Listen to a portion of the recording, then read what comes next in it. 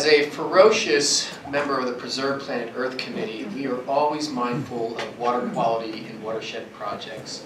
And we try to make sure that it shows up in all the kinds of projects we do one way or another. So it's a real privilege for me today to introduce our guest program. That would be Jodi Sulpizio. Jodi grew up in Juniata County, roaming the fields, forests, and streams of her grandparents' farm in the Licking Creek Valley. This laid the foundation for her desire to teach others to protect and preserve the natural world. She attended Penn State University and obtained a BS in Environmental Resource Management with a focus on water resources. After graduating, she worked as a naturalist for the York County Parks and later for Manheim Township in Lancaster County. Through her work experience as a naturalist, she has acquired a strong background in natural history and current environmental issues, including watershed education. Jodi has developed and taught many watershed and natural history programs to all ages and backgrounds in both traditional and non-traditional settings. I don't know what a non-traditional setting is, but outside. It is not. She recently joined the Penn State Extension Water Resources team and is excited to teach York County residents about stormwater, drinking water safety, and watershed management. She will also continue her efforts coordinating the Master Watershed Steward Program and will begin coordinating the Gypsy Moth Program in York as well. Today, Jodi will be presenting Stormwater, the issue and solutions for your home. Everyone has an effect on water quality. Efforts to decrease the negative impacts of stormwater needs to begin with every homeowner. After all, we all live downstream. Rotarians, please welcome Jodi.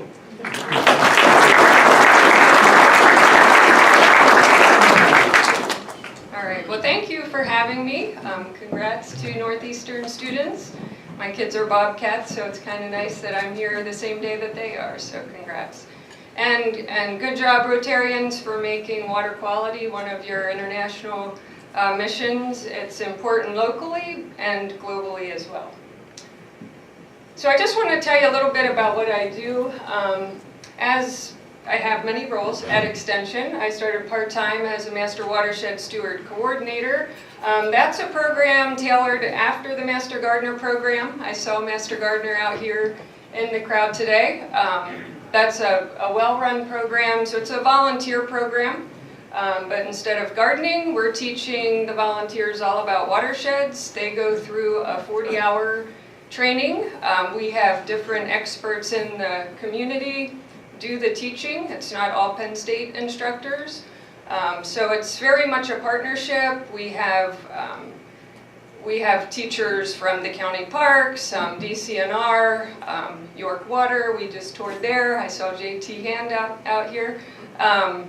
CS Davidson, one of their engineers, does our stormwater and flooding nights, that part of the curriculum. So we have a lot of experts in the community. We want to use their expertise to teach the volunteers.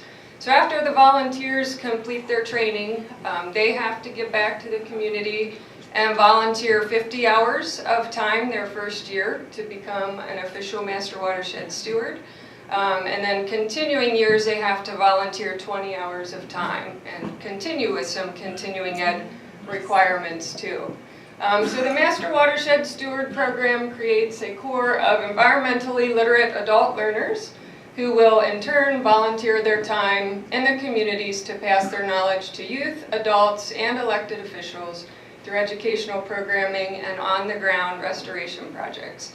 So with us being Extension, teaching is a key part of what we want the stewards to do, is to educate the community about water resources and water quality. But they also are out doing on-the-ground projects like rain gardens, riparian buffer plantings, rain barrel workshops, educational programs for schools too. And we've done some work with schools. They're like Dover High School is going to be helping us with a riparian buffer planting. To get things done in the community, it's best for us to partner with other agencies. Especially municipalities right now is a key for us to help them out to meet their MS4 requirements. We can help teach their residents, and we can help with on-the-ground projects in their municipalities. So that's just a background of what we do as watershed stewards. So why are we needed in the community? A lot of watershed organizations are small, they're lacking the people. This program has grown pretty quickly in York County. We were the 3rd county in the state to pick up the program, so there's 13 counties that are doing this program now. And there's a need. Water quality has come a long way from the 1970s. It has improved around here. If you live in and around the Cadorus, you know it has seen improvements here, but there's still a ways to go. All water on Earth is recycled over and over and over again. And I like to tell kids and adults too, your body is 60% water. Your brain is 73% water. Your lungs are 83% water. The water that is out there, we're constantly recycling it. Not everything can be removed from water, like pharmaceuticals. There's issues with the microplastics and stuff. So we're consuming the water that we essentially affect. So I just wanted to show you a graph of, let's see if the pointer here, of Earth's water supply. So 97% of the Earth's water is salt water. So that leaves 3% left. 2% of that water on Earth is frozen in ice. That leaves less than 1% available fresh water for us to use worldwide. And just looking at the graph on the right, the blue graph just shows the water that we are able to use, the fresh water, that 1%, shows you the amount that's groundwater, is the brighter blue color. So most of the fresh water on Earth that we can use is groundwater, so it's much harder to access. You can see the freshwater lakes, and then the smallest there is the rivers. So to start, you might hear that you live in the Chesapeake Bay watershed. I have worked with a lot of educated people, and they have no idea what a watershed is. It's not a shed that sits on your property. And I've had, we sign up to the Watershed Stewards, and we're spelled watersheds. So it may seem basic to some of you, but a watershed basically is the land area that contributes runoff to a particular waterway. So a watershed could be big scale, Chesapeake Bay watershed, could be small scale, like the Cadorus Creek watershed or Deer Creek watershed. There are 3 major watersheds in Pennsylvania, so Delaware, Susquehanna, and Ohio. Obviously you live in the Susquehanna watershed. Pennsylvania has more than 84,000 miles of waterways. We have more streams in Pennsylvania than any other state except one. So does anybody know what state has more streams? Alaska. Yep. Alaska is the only one. So we're fortunate that we have quite a lot of fresh water in our state, but we still need to take care of the resource that we have. So just a few things about the Susquehanna watershed. 3 million people rely on the Susquehanna River for drinking water. It's the largest non-navigable river in the eastern part of the United States, and it provides 50% of fresh water to the Chesapeake Bay. The Chesapeake Bay watershed includes the drainage area of 6 states and also the District of Columbia. So it is a gigantic watershed, 64,000 square miles. A population of 18.1 million people are affecting the water quality in the Chesapeake Bay watershed, mostly by land use. Pennsylvania obviously was Penn's Woods, was primarily all forest when it was discovered. It is now a lot of trees, the forests have been cut. Trees, plants are the biggest, it's the best way we can go to help improve water quality is simply to plant trees. And 51 billion gallons of fresh water flow into the Chesapeake Bay every day. So pollution in the Chesapeake Bay watershed, 74% of the tidal Chesapeake Bay is partially or fully impaired. Think that's where your crab cakes come from. So it's a concern. The food that you eat, the Chesapeake Bay is the largest, most productive estuary in our entire nation. And there are problems with it. Slowly, the quality is getting a little bit better. But the biggest form of pollution in the Chesapeake Bay is the sediment. 5 million tons of sediment go into the bay every year. 334 million pounds of nitrogen, 20 million pounds of phosphorus, and stormwater is the fastest growing form of pollution in the Chesapeake Bay. So here's just an image from a satellite. This was Tropical Storm Lee. So this was the second largest sediment load that has ever gone into the bay. Do you have a guess as to which storm was number one? Yeah, before my time, but Hurricane Agnes. There was another snow melt, I think 1996, that was pretty high. But this is just another image of the Susquehanna River filled with sediment. All that sediment is going to the bay. So I wanted to talk a little bit about York County. Obviously, York, Lancaster is a lot of agriculture. Agriculture gets a bad rap for a lot of the sediment pollution, or phosphorus and nitrogen entering the bay. But if you look at the land use, these are the impaired streams in York County. The streams that are red are impaired. But if you look at where the most red is, it's along the Route 83 and Route 30 corridor. So stormwater definitely has an impact on the bay. So it's not all the farmers' fault. So I wanted to, where does pollution come from? So pollution is either point source pollution or non-point source pollution. Point source pollution has been much easier to get a grip on and to stop. So that is, there's a direct source discharging something into a waterway. So sewage treatment plants, industrial facilities. Non-point source pollution is much harder to stop because it's coming, the runoff is coming from all over the land, carrying all kinds of different pollutants. It's much harder to stop that non-point source pollution. So these are just some examples of point and non-point source pollution. So runoff from ag, obviously, and urban runoff, neighborhoods, roadways, that's all non-point source pollution. So these are two pictures from very near where I live. One is across the street from us, a sediment pond that fills up. You can see how much sediment is in the water.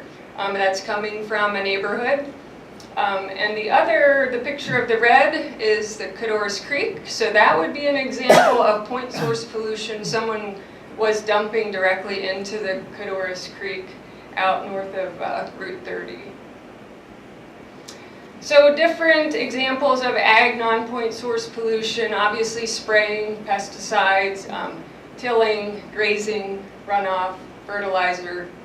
Those would all be forms of non-point source pollution, but there are ways that farmers can minimize those forms of pollution. Just instead of tilling so much, a lot of farmers have gone to the not tilling, and they're letting the crops on the fields more, and that's really is making an impact. Minimizing use of fertilizers, pesticides. Obviously, farmers need to make money, so if they do follow directions and maybe have more riparian buffers, the impacts will be lessened.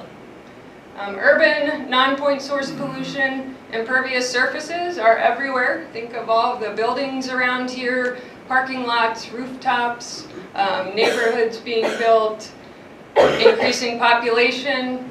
This is all going to increase the pollutants running off of the impervious surfaces. So stormwater. I've walked with neighbors, educated people have no idea where water goes when it's running down the street and don't understand what storm drains are, and that when you fertilize your yard and it rains, water's going to go into these storm drains and it discharges directly into either a sedimentation pond or into a waterway. Stormwater is the #1 pathway of pollutants entering our local waterways, and just a result of excess runoff. So my husband's an engineer. I know some of you worked with him. And when he did do land development, they designed to get water off of the land as quickly as possible. Well, now there are some other practices being implemented to slow down the movement of water, let it lay on the land more so it can recharge our groundwater. Results of increased stormwater runoff, obviously increased flooding. That is harmful to everybody, financially and as a safety aspect. Alteration of floodplains. It's very typical in York County to see the stream bank erosion where the stream bank is this high. There's no flat, like gradual floodplain. It's very steep, a lot of erosion, and you can see that just driving around the rural parts of our county.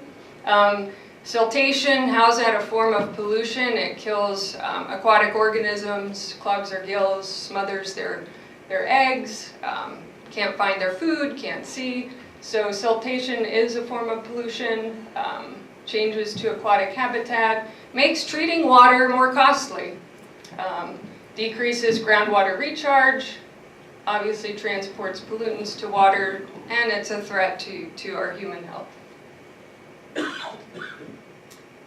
So, increased flooding, increased pollution, decrease in aquatic life, a higher diversity of life means a healthier ecosystem. Everything is connected, so if those aquatic organisms disappear in the waterways, it's going to affect the larger animals that eat them, in turn can affect us.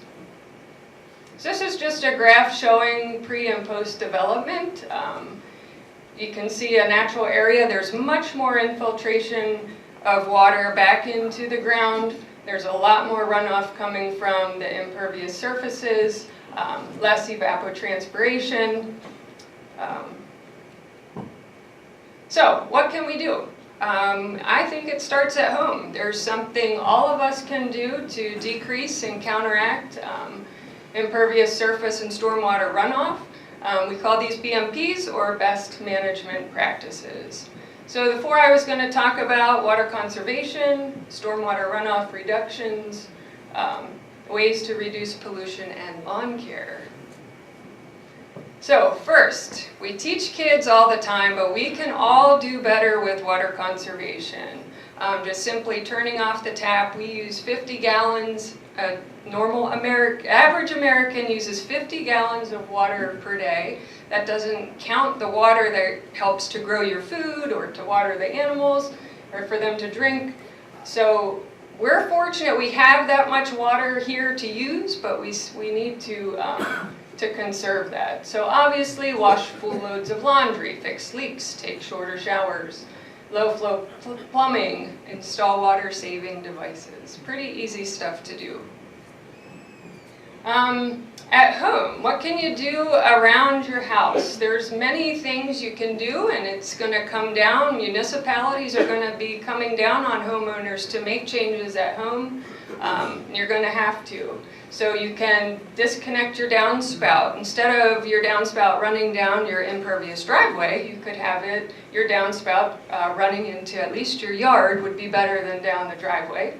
Rain gardens. I've talked to people who have no idea what a rain garden is, but it's a garden. You could plant it maybe at the corner of your house or near a shed, and the water coming off of the rooftop will help to water the rain garden. That water will then infiltrate back into groundwater.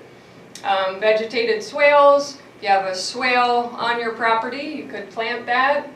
We just did a bioswale with Windsor Township. Put some infiltration berms in for them and planted a lot of native plugs. So I'm anxious to see how that grows this year, but it will slow the water down as it moves to the storm drains. Native plants, plant native. They're going to tolerate drought better, they need less water, they're adapted to this area, so try to plant native. Riparian buffers. If you would have a streamside property, don't mow your grass right up to the edge of the stream. Leave a buffer. Plants are an excellent filter and ground stabilizer. Scoop the poop. If you have dogs, clean up after them. Costs more money, but pervious driveways. Soil is one of the first things with gardening is, do you need to amend your soils to help with drainage or anything? If you are on septic, if you have a septic system, maintain it. A lot of people in York County do not maintain their wells and septic systems the way they should be, and properly dispose of hazardous household items. Here's just some pictures of top left, riparian buffer. Maybe instead of a full concrete slab, you could use pavers, disconnect your downspout, rain barrels, rain gardens. And this is a street in State College. There's more curbside planters and rain gardens going in lots of cities. I know Lancaster's doing some, York has done some, but State College is there at the bottom left. Reducing pollutants. Don't dump into storm drains. I know people even in my neighborhood do it. Pick up your pet waste. Pet waste actually is a form of pollution in our waterways as people don't pick up. When it rains, that runoff's going to go into the storm drains. Use less salt in the winter. Obviously it's a safety issue. We want to be safe on our roads, but the road salts are having an impact on our amphibians and other aquatic life. Don't litter. I drive to Lancaster a lot and I'm just disgusted of the trash, the amount of trash that's along the highway. And that comes from all of us. It's not a specific source. If your trash cans are blowing over on a windy day, trash blows away, it's going to get hung up maybe in a field. Eventually it's going to work its way to the a water source. I don't know if anyone had seen the pictures of Conowingo Dam after the snow melt and some higher waters, how much trash was behind that dam this winter. And it's not just coming from people who live right beside the river, it's coming from all of us. Minimize use of driveway sealants. So the hydrocarbons are polluting our waterways and it's very difficult if you can't even remove them. So you don't need to have a black driveway or use a sealant that doesn't have so many of the hydrocarbons. Compost or mulch leaves, recycle, fix leaks, and use car washes that recycle your water instead of letting the soapy water run right down your driveway into storm drains. So lawn care is a big, this is a big one, that it's hard to change people's view or mind. Everyone wants a nice green lawn with no weeds, but you can have a decent looking lawn. Cut it higher, cut it at 3 inches instead of 1 inch like it would be on a golf course. If you're going to water early in the morning or late at night. Get a soil test. You can get those at Penn State Extension, so you have a proper management plan, so you're managing your lawn properly. A dense vegetative cover is better though than like real sparse and weedy. Retain the clippings to leave on the lawn, and fertilizing. Don't over fertilize. If you get it on the sidewalk, sweep it up, because that's just going to run right into the storm drains. Don't fertilize within 15 feet of a water body. Just some tips to improve right around your home. Wise gardening, again, soil's important, but limit the amount of chemicals that you're going to use. Use them at the right time. Plant trees. We're doing some plantings with Chesapeake Bay Foundation. We're going to plant 400 trees in April. If you can't make a garden, a rain garden, at least plant a tree. Use water wisely. Already said about disconnecting the downspouts. Plant natives. So installing BMPs, it may be more work initially for you, but you have benefits. It's going to decrease damage to your property, eliminate water in your basement, reduce flooding, and it does. Water quality has a direct impact on our health. I'm sure of that. Provide some wildlife habitat. Save money, use less chemicals, mow your lawn a little less. You'll have some more green stuff in your wallet. So stormwater doesn't see boundaries. We all live downstream and we all need to work together. And I know Rotary does do some projects, at least internationally and hopefully locally, and we would be willing to partner with Rotary on any projects. We have people that want to get out and make a difference. Maybe, you know, some of the municipalities, some of their ordinances could be revised. But you are going to see changes here in the very near future with installing BMPs on your property. Penn State, there is on our website a homeowner's guide to stormwater, and you can actually map out your property and do some calculations, and it will help you to decide what you could do on your property to make a difference. So I wanted to end with a quote from Jane Goodall. Only if we understand can we care. Only if we care will we help. And I think that's spot on. This is one of my favorite streams I tromped around in growing up in Licking Creek. And it would be great if more streams right here in York County were forested like that, at least on the edges. So there's work to be done. But we can do it, and I think we're doing great things. The volunteers that I work with love to learn, and they really have a passion to make a difference. So, thank you.